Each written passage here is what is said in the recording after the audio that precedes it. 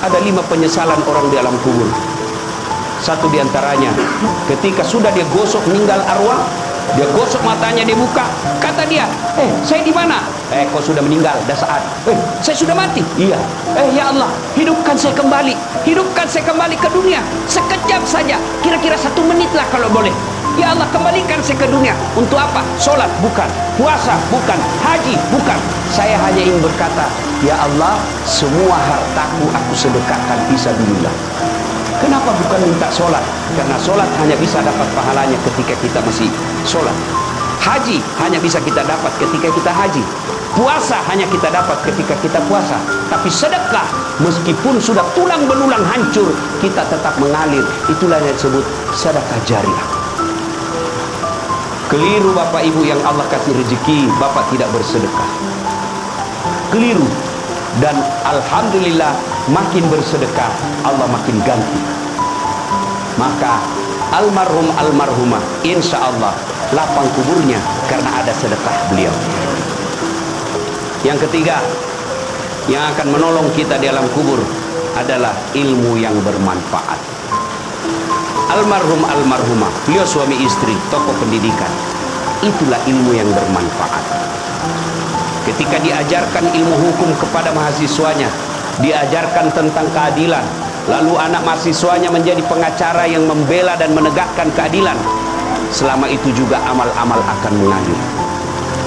Maka karena itu, ibu bapak kalau dapat konten-konten dakwah, jangan berhenti di grup, jangan berhenti di HP bapak, sebarkan.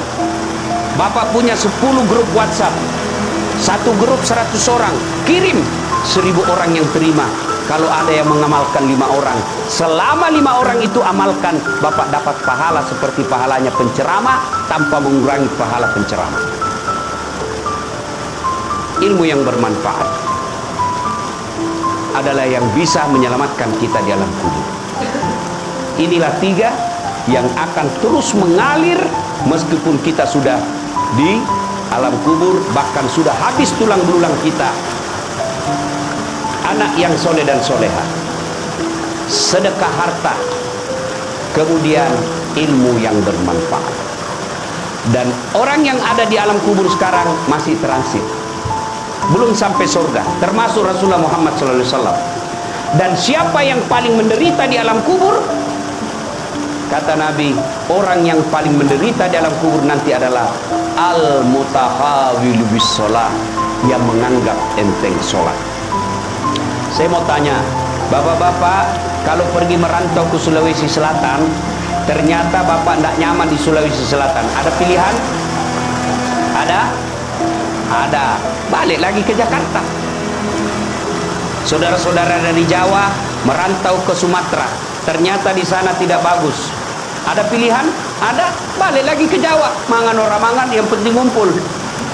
Iya. Iya toh? Bapak-bapak kalah pil caleg, ada pilihan? Kalah pilpres, ada pilihan? Ada. Tunggu lagi 5 tahun yang akan datang, kita tanding lagi. Ya, tidak disenang sama gubernur, ada pilihan? Ada. Apa? Pensiun dini. Selesai urusan, biar ada di situ kita lewat. Bukan lagi gubernurku. Iya kan?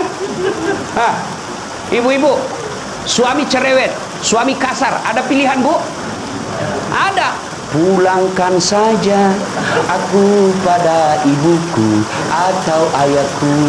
Selesai. Ya, bapak-bapak punya istri cerewet, ngamuk aja kerjanya, nggak tahu menghargai suami, ada pilihan?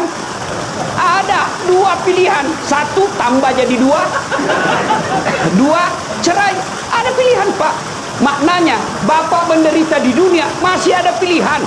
Dan tidak ada orang menderita di dunia dari bangun sampai tidur sampai bangun lagi menderita 24 jam. Tidak, pasti ada senyum-senyumnya. Tapi kalau bapak masuk kubur, ada pilihan? Ibu-ibu masuk kubur, ada pilihan? Tidak nyaman pertanyaannya, keluar dulu. Begitu bapak keluar, viral satu dunia pak. Ya. Dan siapa orang menderita di kubur? Al-mutahawil bis sholat, yang menganggap enteng sholat.